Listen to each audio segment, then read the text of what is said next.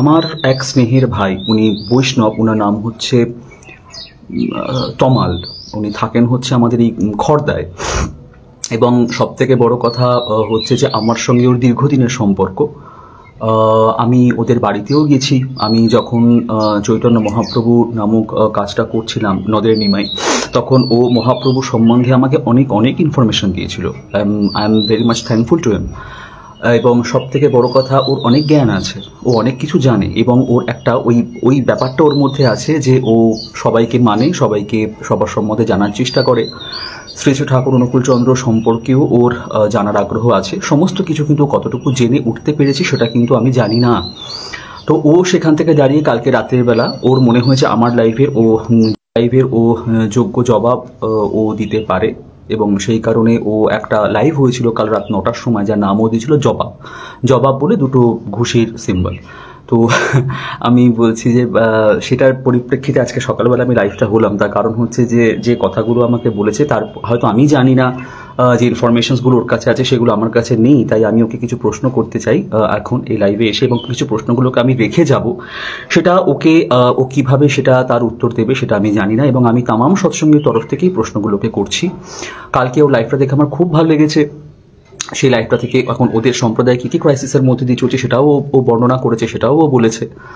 এখন যেটা বক্তব্য সেটা হচ্ছে যে ওর আমার লাইফগুলোর পেছনে ওর বক্তব্য যেগুলো আছে, আমি এতদিন ধরে যে লাইফগুলো করেছি শ্রী ঠাকুরকে নিয়ে, সেগুলো সমস্ত দেখে ওর যা বক্তব্য সৎসঙ্গীদের প্রতি, সেটা হচ্ছে প্রথম প্রশ্ন যেটা করেছে যে আমরা যেটা বারংবার ভুল বলি যে ঠাকুর হচ্ছে মানুষ গুরু, উনি ভগবান নন।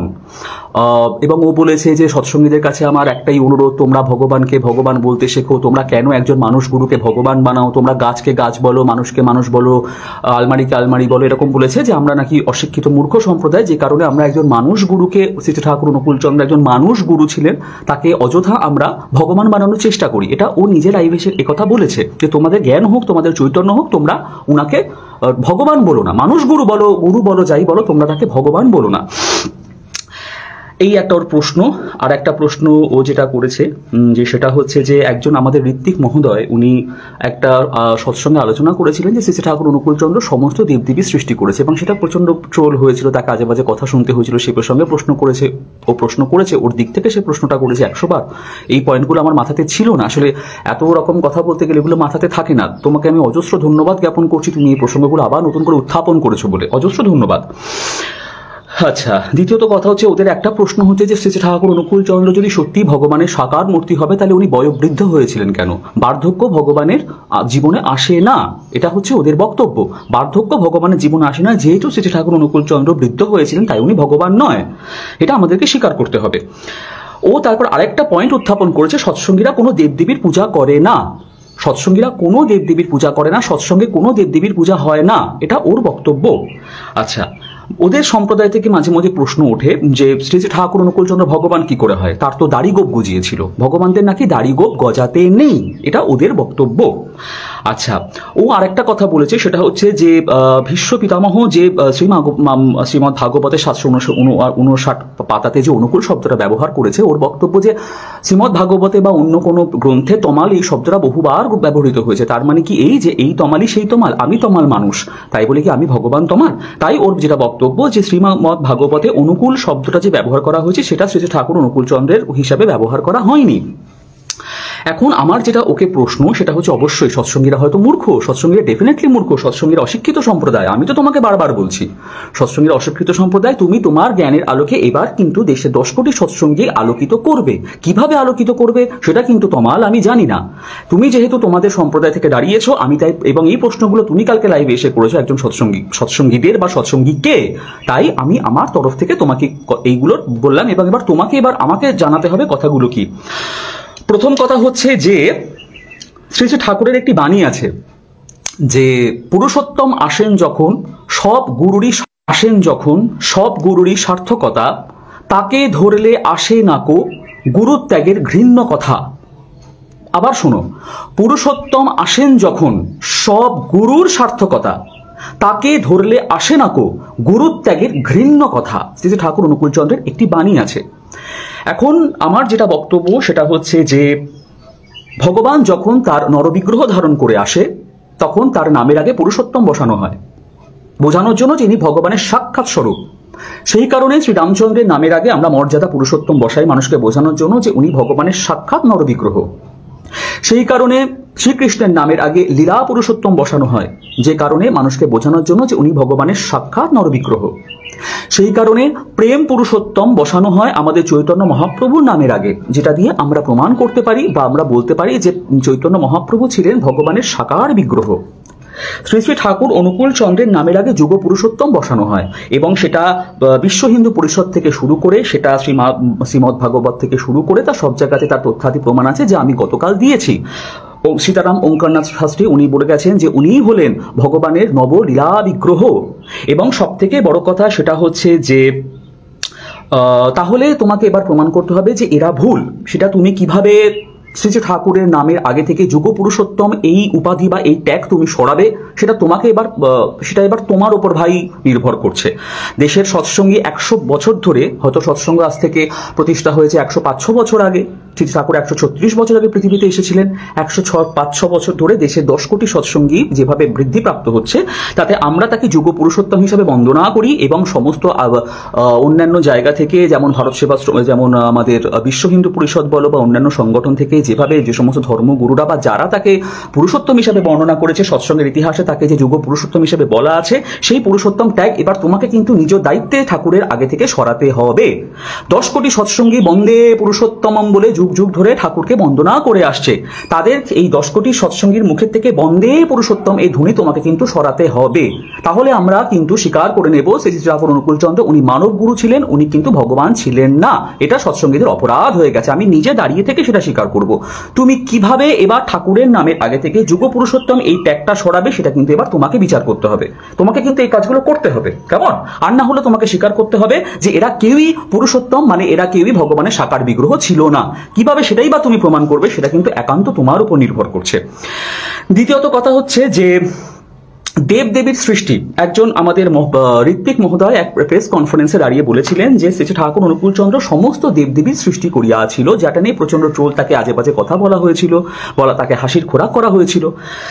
এখন আমার বক্তব্য শাস্ত্র বলে, যেটা তুমি কালকে বললে, খুব ভালো লাগলো তোমার এই কথাটা আমার, যে রাধা এবং শ্রীকৃষ্ণ নিজে সমস্ত দেবদেবীর সৃষ্টি করিয়াছে, শ্রীকৃষ্ণের অঙ্গ থেকে সমস্ত দেবদেবীর সৃষ্টি হইয়াছিল। তাই আমরা যেমন ভগবানের পার্থিব সেবা করি, দেবদেবীরাও তাদের আগ্রহ প্রকাশ করে যে আমরা যদি ভগবানের কোনো অপার্থিব সেবা করতে পারি। সেই হিসাবে আমরা বলতে পারি যে শ্রীকৃষ্ণ অবশ্যই ইহাই সত্য, ইহাই সত্য, ইহাই সত্য। ভগবান শ্রীকৃষ্ণ সমস্ত দেবদেবীর সৃষ্টি করিয়াছে। সেই ভগবান শ্রীকৃষ্ণ যখন সাক্ষাৎ মর্যাদা পুরুষোত্তম হয়ে জন্মগ্রহণ করিলেন, একদম 1+1 2, 2+2 4, এরকম সহজ সরল করে কিন্তু আমি তোমাকে প্রশ্নগুলো করছি। তুমি এর কি সহজ সরল সমাধান দেবে, এটা কিন্তু তুমি বুঝে নিও, কেমন?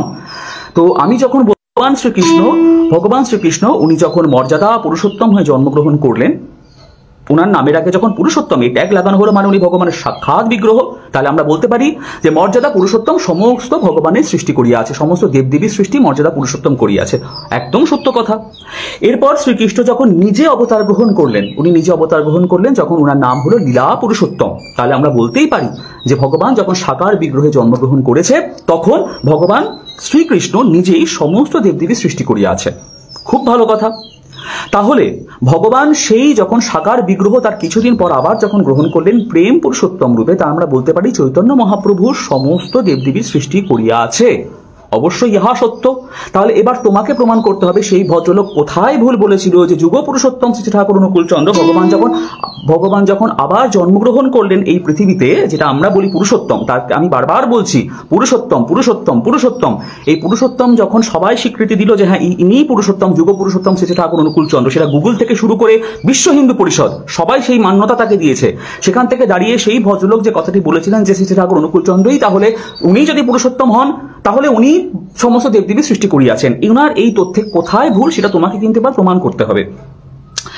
আচ্ছা, শ্রী শ্রী ঠাকুরের যেহেতু বয়োবৃদ্ধ হয়েছিল বলে তোমরা বলো যে ভগবানের কখনো বয়স হয় না।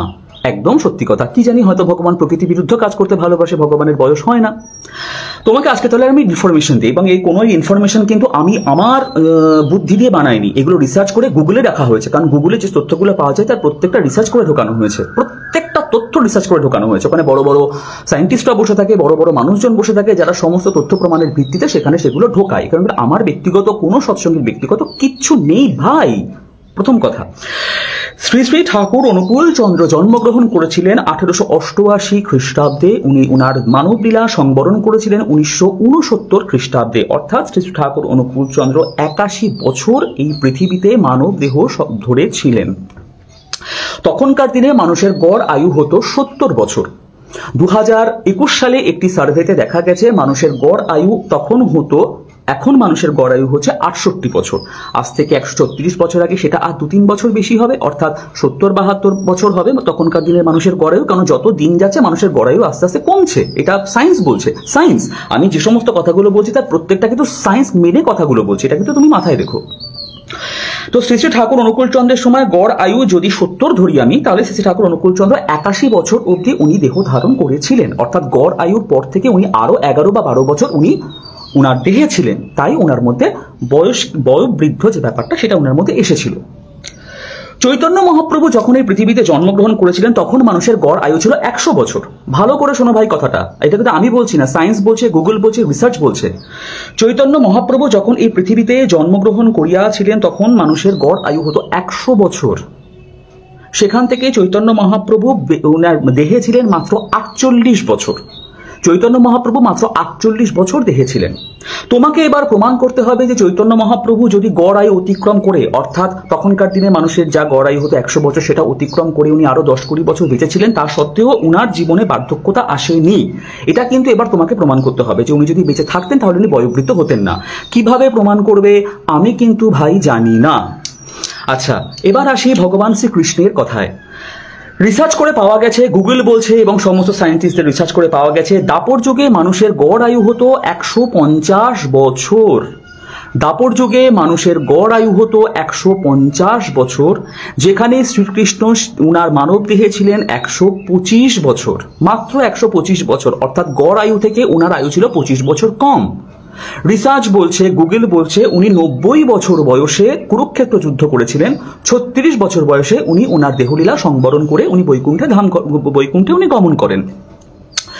তাহলে উনি ওনার গড় আয়ু থেকে 25 বছর কমে উনি ওনার দেহ রেখেছিলেন। যেমন এখনকার দিনের মানুষের গড় আয়ু 68 বছর, এখনকার দিনে তার 25 বছর আগে অর্থাৎ 43 বছর বয়সে যদি কোনো মানুষ দেহ রাখে তাহলে তার চেহারার মধ্যে কোনো বয়োবৃদ্ধতার ছাপ পড়বে না, না তার চুল পাকবে, না তার দাঁত পড়বে, না তার চেহারায় রিঙ্কলস আসবে, না তার চামড়া ঝুলবে, তার মধ্যে কোনো বার্ধক্যতা প্রকাশিত হবে না।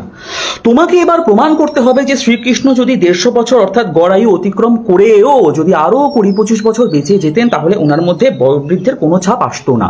এটা কিন্তু তোমাকে এবার প্রমাণ করতে হবে, কারণ শ্রীকৃষ্ণ কিন্তু গড় আয়ুর 25 বছর আগে যখন উনি যুবক তখনই দেহ রেখেছেন। কাজে এই যে তুমি বললে যে ভগবানদের বয়স হয় না, ভগবানরা কখনো বৃদ্ধ হয় না, তোমাকে এবার প্রমাণ করতে হবে যে ভগবানরা যদি গড় আয়ু অতিক্রম করে আরো 20 বছর বাঁচতেন তখন কিন্তু শ্রীকৃষ্ণ বয়োবৃদ্ধ হতেন না, চৈতন্য মহাপ্রভু বয়োবৃদ্ধ হতেন না।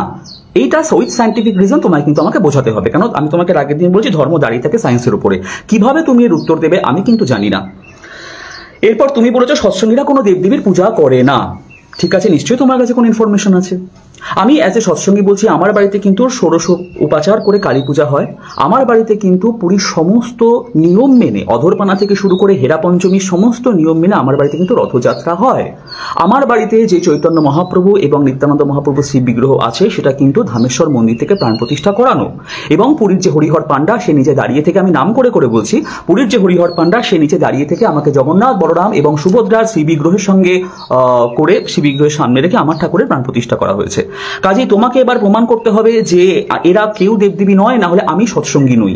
কিভাবে সেটা প্রমাণ করবে আমি কিন্তু জানি না, প্রথম কথা। দ্বিতীয় কথা হচ্ছে যে সৎসঙ্গীরা যেহেতু কোনো ঠাকুর দেবতার পূজা করে না, সেটা তোমার বক্তব্য, আমি এখন ইন্ডিভিজুয়ালি তোমাকেই এই কথাগুলো বলছি।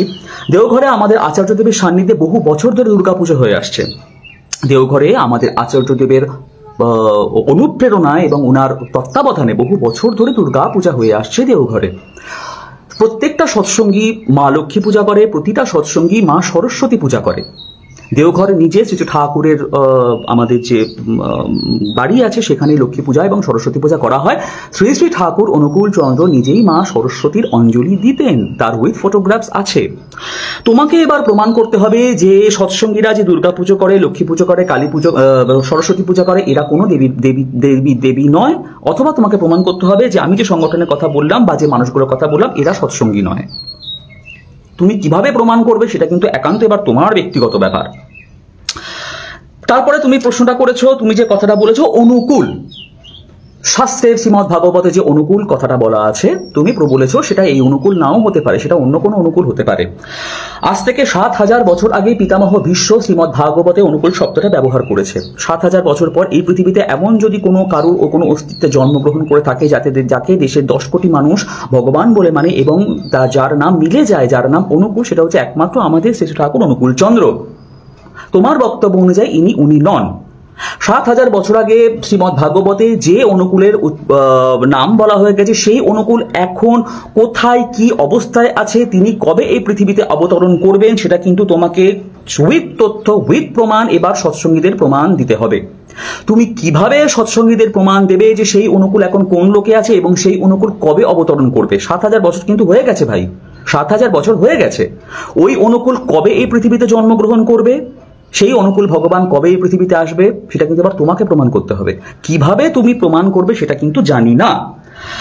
তারপরে আরেকটা তথ্য তোমাকে আমি বলি, যেটা হচ্ছে যে পুরুষোত্তম বা শ্রী শ্রী ঠাকুরের কথাতে তোমার যে সমস্যাগুলো আছে বা তোমাদের যে সমস্যাগুলো আছে, কালকে আমি একটা উড়িয়া ভিডিও পোস্ট করেছি যেটা অচ্যুতানন্দ বলে একজন ভক্ত উনি লিখে গেছিলেন উড়িয়াতে।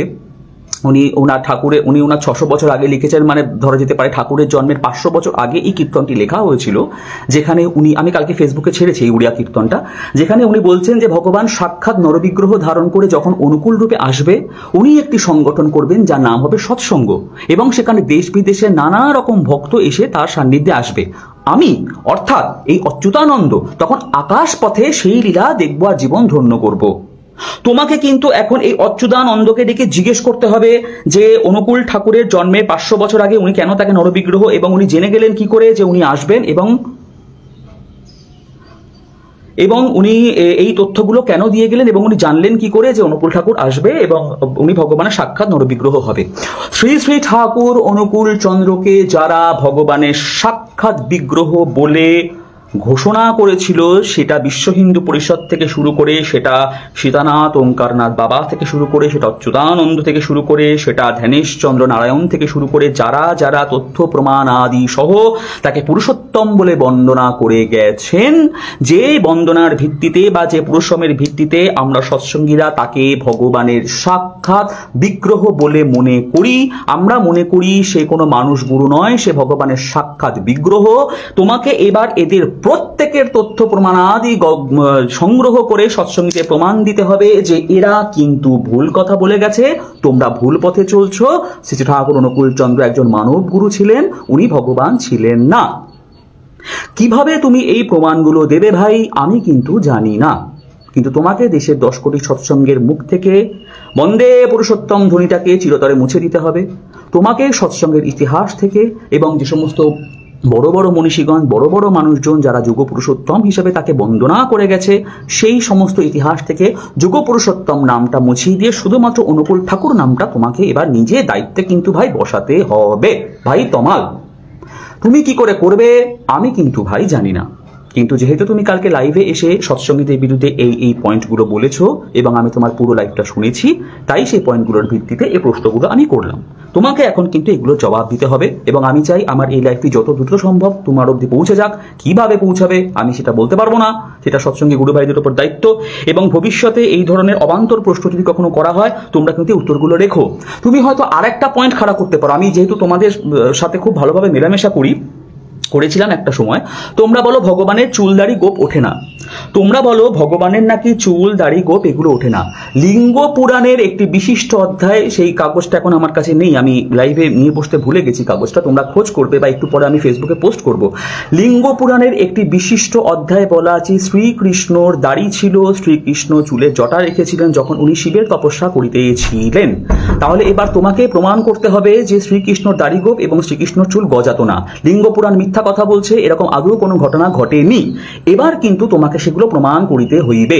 নয় লিঙ্গ পুরাণ মিথ্যা, নয় এই সমস্ত শ্রীকৃষ্ণের দাড়ি গোপ চুল গজাতো না, নাহলে লিঙ্গ পুরাণ মিথ্যা কথা বলে গেছে। শ্রী ঠাকুর অনুকূল চন্দ্রের গোপ ছিল বলে অনেকে প্রশ্ন করে উনি ভগবান হলেন না, গোপ হলো কি করে? তাহলে এবার আমি তোমাকে প্রশ্ন করছি, নয় তোমাকে প্রমাণ করতে হবে যে লিঙ্গ পুরাণ এক এবং একমাত্র মিথ্যা কথা বলছে, এরকম কোনো তথ্য নেই, না হলে তোমাকে কিন্তু এর উপযুক্ত জবাব ভাই সৎসঙ্গীদের দিতে হবে।